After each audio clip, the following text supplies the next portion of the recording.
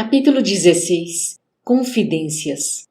Consolou-me a palavra maternal, reorganizando-me as energias interiores. Minha mãe comentava o serviço como se for uma bênção às dores e dificuldades, levando-as a crédito de alegrias e lições sublimes.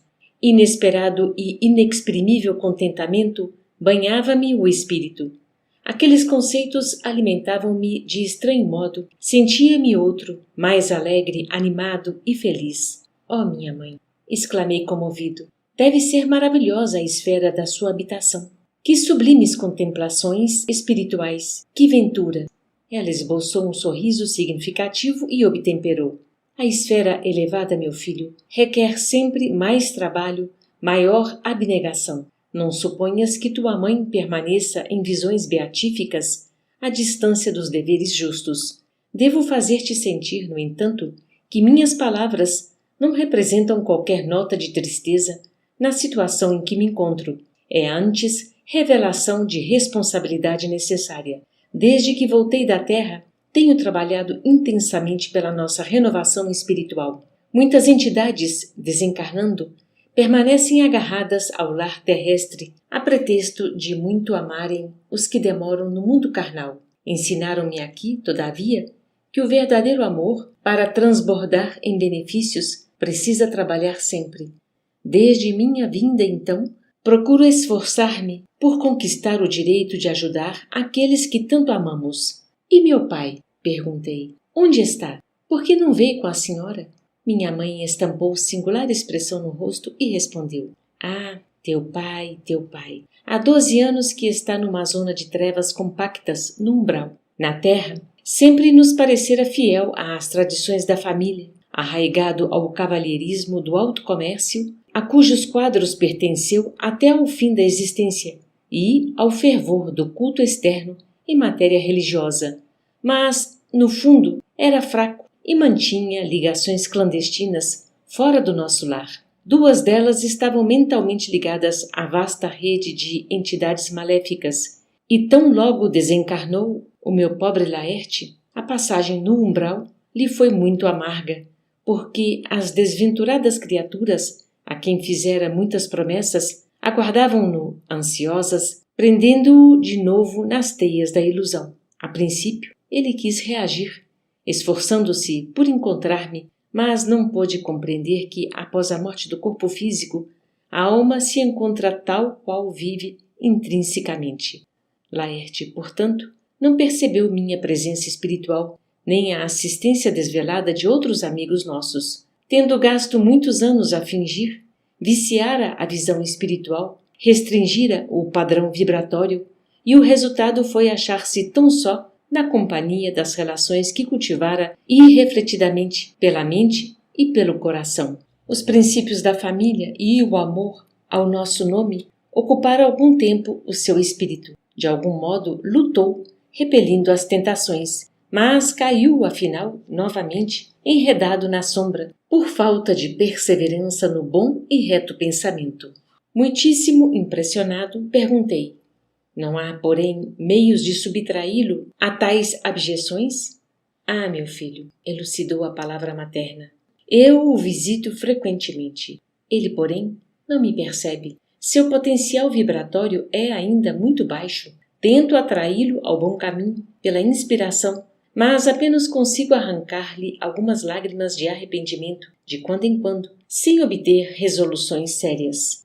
As infelizes, das quais se tornou prisioneiro, retiram-no às minhas sugestões. Venho trabalhando intensamente, anos a fio. Solicitei o amparo de amigos em 5 núcleos diversos de atividade espiritual mais elevada, inclusive aqui em nosso lar. Certa vez, Clarencio quase conseguiu atraí-lo ao Ministério da Regeneração, mas debalde. Não é possível acender luz em candeias sem óleo e sem pavio. Precisamos da adesão mental de Laerte para conseguir levantá-lo e abrir-lhe a visão espiritual. No entanto, o pobrezinho permanece inativo em si mesmo, entre a indiferença e a revolta. Depois de longa pausa, suspirou, continuando. Talvez não saibas ainda que tuas irmãs Clara e Priscila vivem hoje igualmente no umbral, agarradas à crosta da terra. Sou compelida a atender às necessidades de todos. Meu único auxílio direto repousava na cooperação afetuosa de tua irmã Luísa, aquela que partiu quando eras pequenino.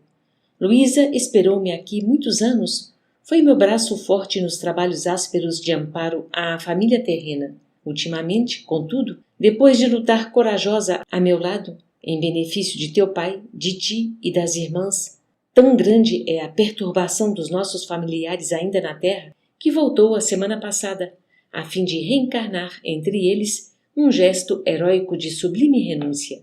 Espero, pois, que te restabeleças breve para que possamos desdobrar atividades no bem.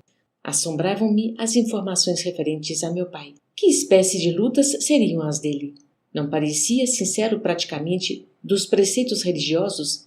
Não comungava todos os domingos? Enlevado com a dedicação maternal? Perguntei. A senhora, entretanto, auxilia o papai, não obstante a ligação dele com essas mulheres infames? Não as classifique assim, ponderou minha mãe. Dize antes, meu filho, nossas irmãs doentes, ignorantes ou infelizes, são filhas de nosso pai igualmente. Não tenho feito intercessões apenas por Laerte, mas por elas também, e estou convencida de haver encontrado recursos para atraí-los todos ao meu coração. Espantou-me a grande manifestação de renúncia. Pensei subitamente em minha família direta.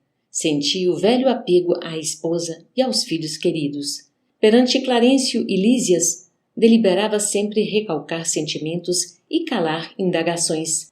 Mas o olhar materno encorajava-me. Alguma coisa me fazia sentir que minha mãe não se demoraria muito tempo a meu lado. Aproveitando o minuto que corria célere, interroguei. A senhora, que tem acompanhado o papai devotadamente, nada poderá informar relativamente a Zélia e às crianças? Aguardo ansioso o instante de voltar a casa a fim de auxiliá-los. Oh, minhas imensas saudades devem ser igualmente compartilhadas por eles. Como deve sofrer minha desventurada esposa com esta separação?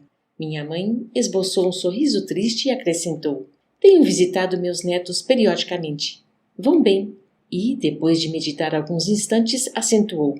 Não deves, porém, inquietar-te com o problema de auxílio à família. Prepara-te, em primeiro lugar, para que sejamos bem-sucedidos. Há questões que precisamos entregar ao Senhor em pensamento, antes de trabalhar na solução que elas requerem.